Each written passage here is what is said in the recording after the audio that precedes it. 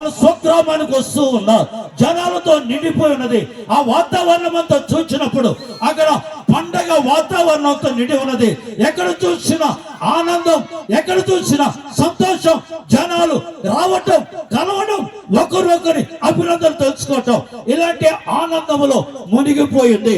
అలాంటి సమయంలో ఆ దినాల్లోనే యేసయ్య ఈ లోకములోకి వచ్చాడు. ఈ లోకంలోకి వచ్చాడు. కానీ యేసయ్య పుట్టినప్పుడు ఆయనకి ఎక్కడ కూడా స్థలము దొరకలేదు. కనుక ఆయన ఏమని తెలుసా, ఆ సత్రం యజమాని దగ్గరికి వెళ్ళి, అయ్యా నీ ఇంటిలోకి నేను రావాలనుకుంటున్నాను, ఈ రోజున నాకు అవకాశం ఇస్తావా అని ఆయన ప్రతి ఇంటిని కొనడం ప్రారంభించాడు. అప్పుడు అన్నాడు కదా, ఆ సత్రం యజమాని అంటూ ఉన్నాడు, నా ఇంటిలో అందరికీ స్థలం ఉంది, కానీ అయ్యా నీకు స్థలము లేదు అంటున్నాడు ఆ వ్యక్తి. నాకేం లేదంట, స్థలము లేదు అంటూ ఉన్నారు.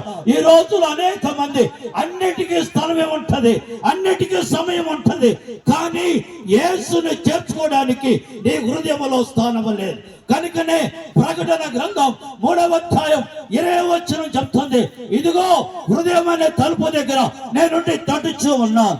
ఎవరైనా సరే నా స్వరము విని తలుపు తీసినట్లయితే నేను వస్తాను, నేను అతను కలిసి సహవాసం చేస్తాం, నేను అతను కలిసి మేము భోజనం చేస్తామంటున్నారు. యేసయ్య మనకిచ్చే ధన్యత తెలుసా, ఈ రాత్రి నీ హృదయాన్ని తడుచు ఉన్నాడు. ఈ క్రిస్మస్ యొక్క ఆనందంలో, ఈ క్రిస్మస్ యొక్క సంబరములో, ఈ క్రిస్మస్ యొక్క ఆ యొక్క పండుగలో నువ్వు మునిగి తేలుతూ ఉంటే, ఈ రోజున ఈ రాత్రి నేను తడుచు ఉన్నాను నా కుమారుడా, నా కుమార్తె, ఈ రాత్రి యేసయ్య నీ హృదయాన్ని తడుచు ఉన్నాడు. నా కుమారుడా, నా కుమార్తె, నీ హృదయాన్ని తెరవు.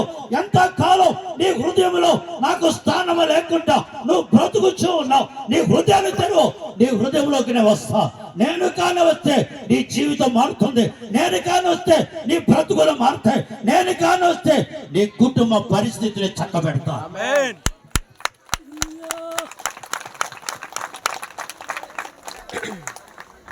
ఆ సత్రం యజమాని అంటున్నాడు, ఏం లేదు నా ఇంట్లో, కొంచెం గమ్మగా